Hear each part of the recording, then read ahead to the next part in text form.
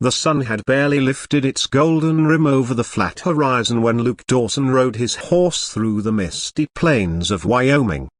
The river ran quiet beside him, whispering to the land as it always a day, timeless, indifferent, endless. He had been gone for 5 long years, and every turn of that water seemed to speak her name, Eliza. He tightened his reins as the cold wind brushed across his face. His worn hat shadowed eyes that had seen too much gunfire, blood, and miles of lonesome roads. He had chased work and war, cattle drives and whiskey dreams, but no matter how far he went, he could never outrun the memory of the girl who had promised to wait by the river. The small town of Cedar Creek hadn't changed much. The same dusty road, the same leaning saloon with a broken sign that creaked in the wind, the same church bell that rang every Sunday though fewer souls came to pray. But the air was heavier now, quieter, as if the land itself was holding its breath. Luke dismounted in front of the general store. His boots hit the ground with a low thud, the sound of a man returning not as he left, but as a shadow of who he'd been.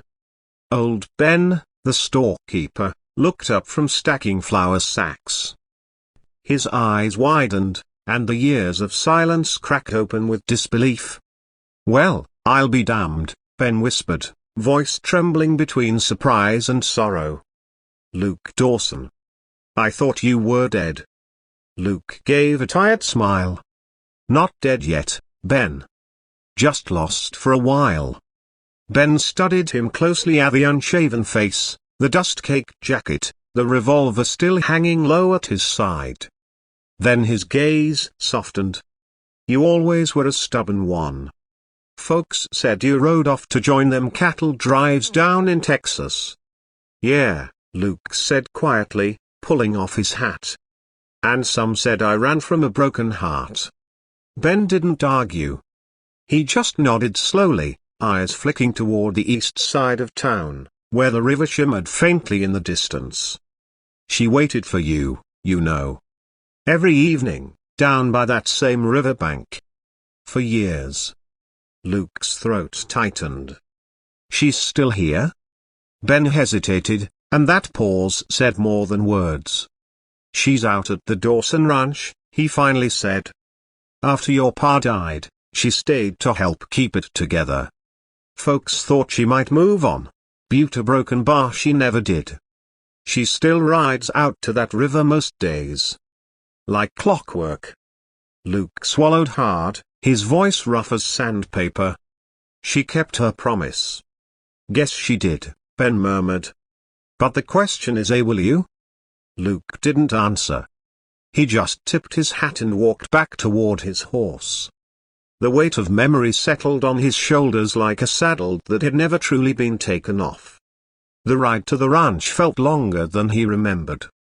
The prairie stretched out like an ocean of gold and brown, the wind whistling through the dry grass, carrying the faint scent of cedar and smoke. He could almost hear her laughter in the rustle of leaves, a light, teasing, full of life. 5 years ago, that laughter had filled his world. 5 years ago, he had held her by the river and promised her he'd come back when he'd earned enough to buy their own place. She had smiled then, brushing his cheek with her hand, saying she'd wait forever if she had to. He hadn't believed she meant it. Not really. When he reached the old ranch, he stopped short. The place was tired but still standing.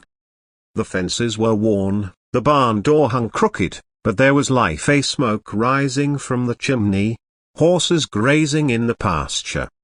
And there she was. Eliza Harper.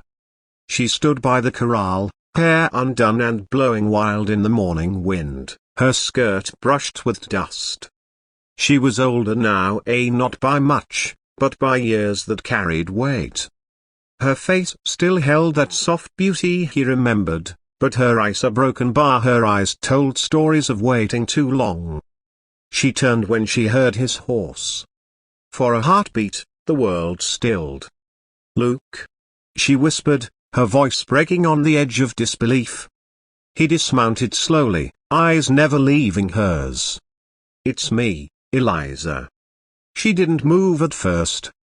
Just stared at him, as if afraid he might vanish again like a dream. Then she took a single step forward.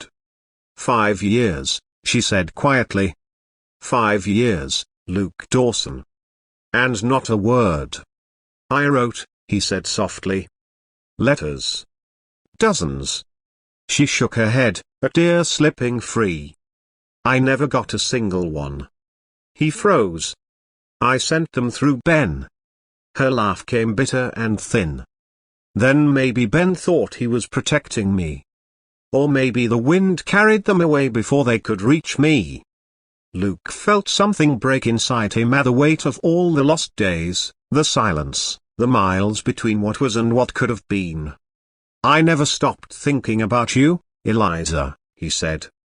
"Not one damn day." She looked at him for a long time, her gaze flickering between anger and longing. "Thinking doesn't bring back years, Luke. Thinking doesn't mend a heart that waited by the river every night for a man who never came." He took a step closer. "I wanted to give you more. I thought I had to make something of myself first, get enough money to buy us a home, start a life that was worthy of you." "And what did you find out there?" she asked. "Was it worth what you lost?" He had no answer.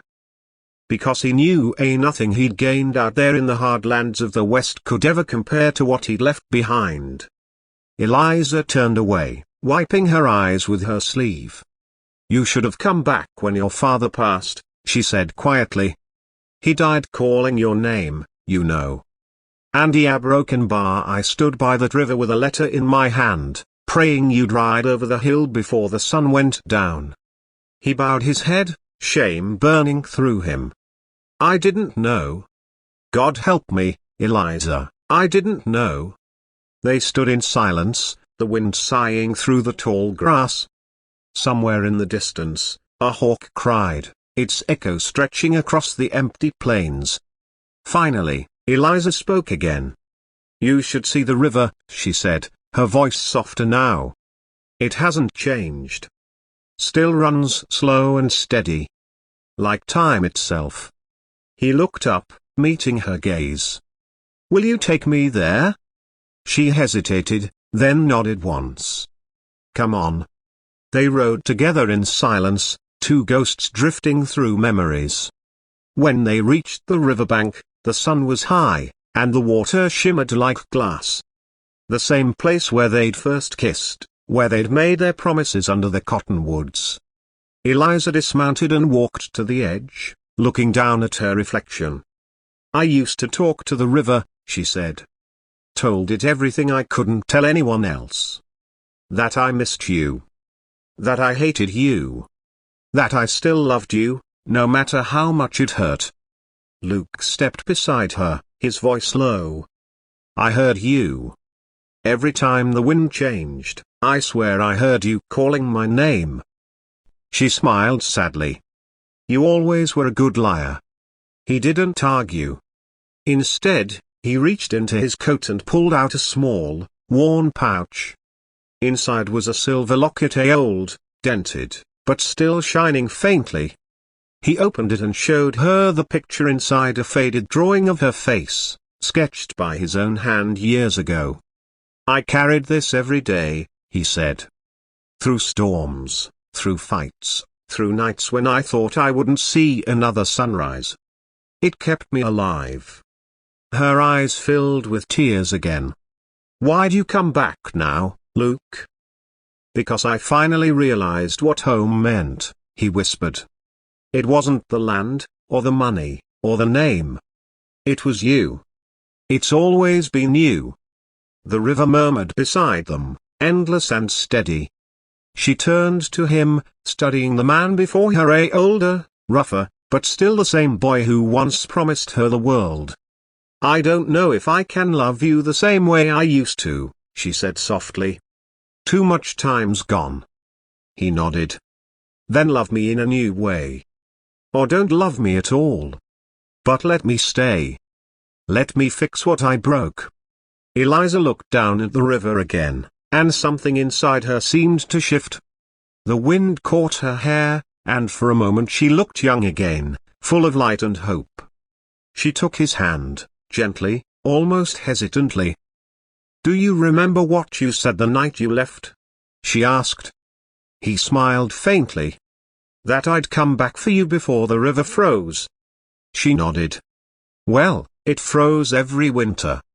And every time it did, I told myself maybe next spring." "I'm sorry," he whispered. "For every spring you waited." She leaned into him then, her forehead resting against his chest. "Just don't make me wait again." He wrapped his arms around her, holding her like a man who finally found what he'd been searching for. The river flowed quietly beside them, carrying away the years, the pain, the silence. For the next few weeks, Luke worked the ranch again, fixing fences, tending the horses, rebuilding what had fallen apart. He didn't speak much, but his presence said enough. A steady, reliable, real.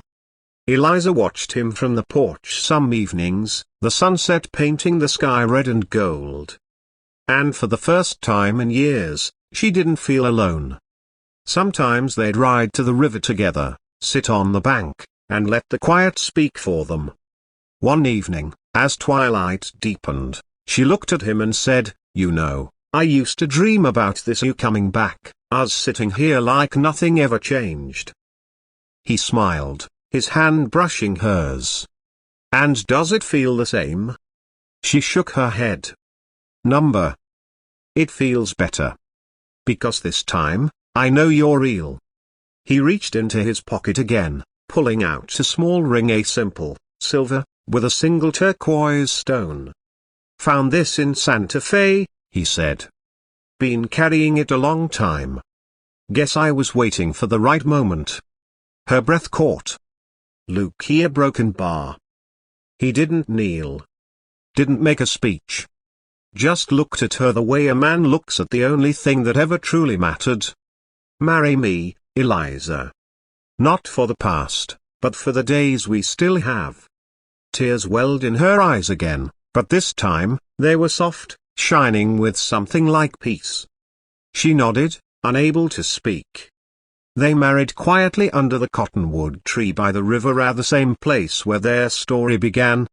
The town came out, even old Ben, who brought flowers and a guilty smile. The preacher's voice trembled as he spoke the vows, and when Luke and Eliza said "I do," the river seemed to sigh, as if the land itself had been waiting for this moment. Years later, when their hair had turned silver and their steps had slowed, they still walked to the river every evening, hand in hand. They would sit in the grass, watching the sun melt into gold across the water. Sometimes they spoke, sometimes they didn't, because love, when it's real, doesn't always need words. One evening, Luke didn't wake. He passed in his sleep, his hand still wrapped around hers, the faintest smile on his lips. The next morning, Eliza sat by the river, the same way she always had, whispering to the water like she used to. "You kept your promise, Luke Dawson," she said softly. "You came back before the river froze?" That winter, the first frost came early. Townsfolk said they saw her sitting there that night, her shawl wrapped tight, her eyes closed, as if she'd just fallen asleep beside the river she loved. When they found her, she was gone, peaceful, still holding that silver locket with the faded sketch inside. They buried her beside him under the cottonwood tree, where the river bends slow and the wind always sings. And even now, on quiet evenings, folks say if you walk down to that riverbank, you can hear the May laughter in the breeze, footsteps in the grass, two souls that finally found their way home under the western sky. And the river, faithful as ever, keeps on whispering their story, the story of the girl who waited, and the cowboy who came home.